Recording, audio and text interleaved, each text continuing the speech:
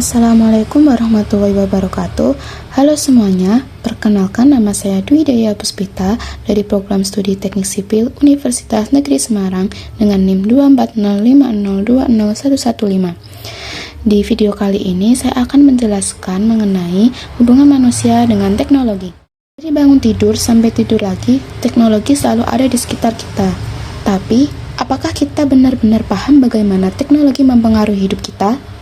Mulai dari dampak positifnya, tantangannya, sampai bagaimana kita bisa menggunakan teknologi secara bijak dan manusiawi. Yang pertama adalah pendahuluan. Hubungan manusia dan teknologi adalah saling ketergantungan yang erat, di mana teknologi diciptakan oleh manusia untuk mempermudah hidup dan pekerjaan. Namun sebaliknya, teknologi juga membentuk cara berpikir, berperilaku, dan kebudayaan manusia. Teknologi yang awalnya hanya alat bantu untuk memenuhi kebutuhan dasar, kini telah menjadi gaya hidup dan perantara dalam interaksi sosial dengan dampak positif, kemudahan, efisiensi, akses informasi luas, maupun negatif, ketergantungan, potensi kesalahpahaman, dan perubahan gaya hidup. Selanjutnya kita ke pengertian teknologi. Teknologi adalah ilmu pengetahuan yang mempelajari tentang keterampilan dalam membuat alat, metode pengolahan, hingga sistem untuk memecahkan masalah dan membantu menyelesaikan berbagai pekerjaan manusia. Kata teknologi berasal dari bahasa Yunani tekne, yaitu seni kerajinan, keterampilan, dan logos, itu ilmu, studi. Ini adalah penerapan pengetahuan ilmiah untuk tujuan praktis dalam kehidupan sehari-hari. Selanjutnya, pengertian teknologi menurut para ahli. Yang pertama, menurut Purbawahaja Harahap, ilmu yang menyelidiki cara kerja dalam teknik, serta ilmu pengetahuan yang digunakan di pabrik dan industri. Yang kedua, Y. Mariono, yaitu usaha pengembangan dan penerapan berbagai peralatan atau sistem untuk menyelesaikan persoalan yang dihadapi manusia dalam kehidupan sehari-hari. Yang ketiga, menurut Gary J. Englin, yaitu penerapan ilmu perilaku dan alam serta pengetahuan lain secara sistematis untuk memecahkan masalah manusia. Slide selanjutnya yaitu tujuan dan manfaat teknologi. Tujuan dan manfaat teknologi ada beberapa, yaitu yang pertama, membantu pekerjaan, mempermudah dan meringankan pekerjaan manusia. Yang kedua, meningkatkan efisiensi, membantu menyelesaikan pekerjaan dengan lebih cepat dan efisien. Yang ketiga, menciptakan solusi, menjadi solusi untuk berbagai masalah yang dihadapi manusia. Yang keempat, mempermudah hidup, meningkatkan kualitas hidup dan kenyamanan. Dan yang terakhir, membuka peluang, yaitu menciptakan lapangan kerja dan peluang inovasi baru. Di slide selanjutnya, kita membahas dampak positif teknologi dan dampak negatif teknologi. Untuk saat ini, kita membahas dampak positif terlebih dahulu ya. Nah, dampak positif teknologi memiliki beberapa, yaitu yang pertama, menghubungkan orang di seluruh dunia. Perkembangan teknologi komunikasi saat ini memiliki dampak global. Artinya, jika dahulu Anda memiliki keterbatasan jarak untuk bisa berkomunikasi dengan orang lain, tidak demikian dengan sekarang. Tidak terbatas antar kota dan antar wilayah saja, komunikasi saat ini dapat terjalin bahkan ke semua orang yang ada di seluruh penjuru dunia. Bukan hanya itu saja, Anda pun dapat terhubung dengan sangat cepat, bahkan dalam hitungan detik saja. Yang kedua, penyebaran informasi yang cepat. Perkembangan teknologi juga memberikan dampak positif pada penyebaran informasi. Jika dahulu Anda mengandalkan surat kabar atau televisi untuk tahu informasi terkini, sekarang internet mengambil peran keduanya. Kehadiran internet membuat penyebaran informasi terjadi dengan sangat cepat, bahkan real time. Apa yang terjadi detik ini di belahan bumi lain dapat secara langsung Anda ketahui saat itu juga. Yang ketiga, munculnya media sosial. Salah satu perkembangan teknologi komunikasi ditandai dengan munculnya media sosial. Media sosial adalah sarana untuk Anda bisa terhubung dengan teman, keluarga, kerabat, di mana saja melalui suatu platform khusus. Contoh, sosial media yang banyak dipakai oleh masyarakat adalah Facebook, Instagram, dan Twitter.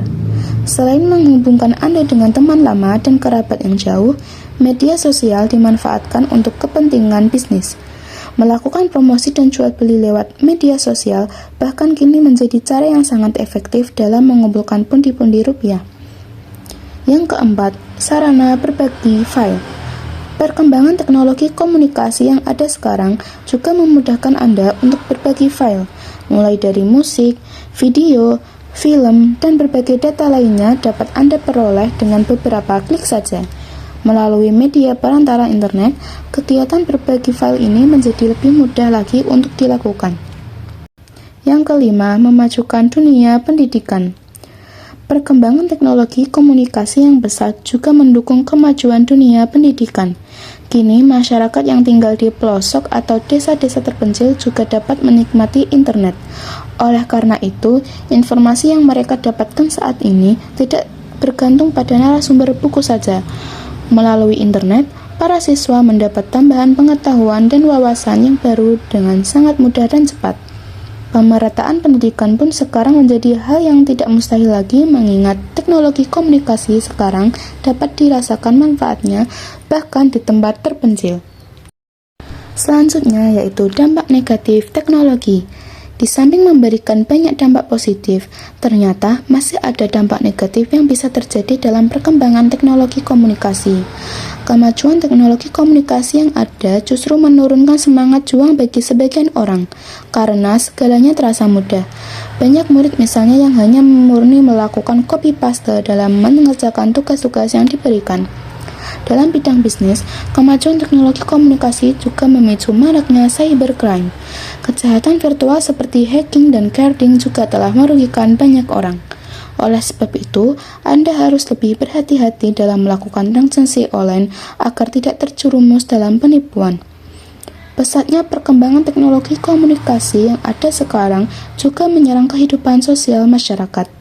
Tindakan cyberbullying, penyebaran berita hoaks, ujaran kebencian, dan konten pornografi dinilai cukup meresahkan.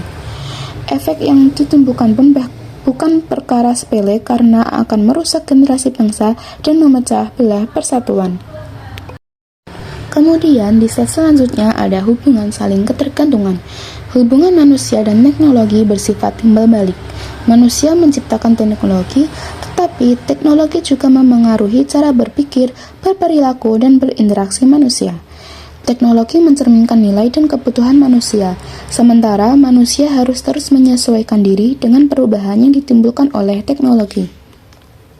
Selanjutnya ada etika dan tanggung jawab. Dalam menggunakan teknologi, manusia memiliki tanggung jawab moral dan etika. Kita harus memastikan bahwa teknologi digunakan untuk hal-hal positif, menghindari penyalahgunaan seperti plagiarisme, cyberbullying, atau penyebaran kebencian. Etika digital penting untuk menjaga keseimbangan antara kemajuan teknologi dan nilai kemanusiaan. Selanjutnya, ada tantangan masa depan. Ke depan, manusia akan menghadapi berbagai tantangan baru. Kecerdasan buatan dan robot mungkin akan menggantikan banyak pekerjaan manusia. Kesenjangan digital antara masyarakat maju dan tertinggal bisa semakin lebar. Selain itu, muncul pula isu moral seperti deepfake, pencurian data, dan manipulasi informasi. Semua ini menuntut manusia untuk terus belajar, beradaptasi, dan memperkuat nilai-nilai kemanusiaan dalam setiap inovasi. Selanjutnya ada solusi dan sikap yang bijak. Agar hubungan manusia dan teknologi tetap seimbang, diperlukan literasi digital sejak dini. Manusia harus mampu memahami, menilai, dan menggunakan teknologi secara kritis dan etis. Kolaborasi antara manusia dan mesin harus dibangun, bukan persaingan. Pemerintah, pendidikan, dan masyarakat perlu bersama-sama memastikan teknologi menjadi alat kemajuan, bukan ancaman. Dari penjelasan yang sudah dijelaskan saya tadi, dapat kita simpulkan bahwa pada akhirnya hubungan manusia dan teknologi adalah sebuah perjalanan yang terus berkembang.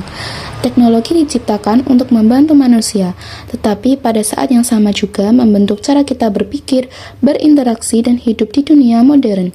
Di tengah kemajuan yang semakin cepat, peran manusia tetap menjadi kunci bagaimana kita memilih, menggunakan, dan mengarahkan teknologi agar memberi manfaat, bukan sebaliknya. Pemahaman yang bijak dan penggunaan yang bertanggung jawab menjadi bekal penting agar teknologi tidak hanya menjadi alat, tetapi juga partner yang mendukung kualitas hidup, kreativitas, dan kemanusiaan. Dengan demikian, manusia dan teknologi dapat berjalan beriringan menuju masa depan yang lebih cerdas, etis, dan berkelanjutan. Sekian yang dapat saya sampaikan. Mohon maaf apabila ada kata-kata yang kurang berkenan atau salah penyampaian dalam materi hari ini. Terima kasih. Wassalamualaikum warahmatullahi wabarakatuh.